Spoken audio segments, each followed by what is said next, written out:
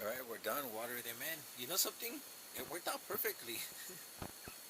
The 3 gallons, it was perfect.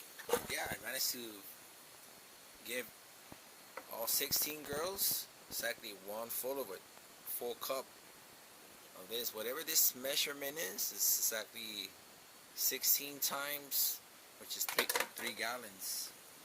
It worked out, man. Alright, so now we're gonna feed the other 4 gallons, which is the build the soil one. Alright, let's do it. Let's continue. Let's proceed.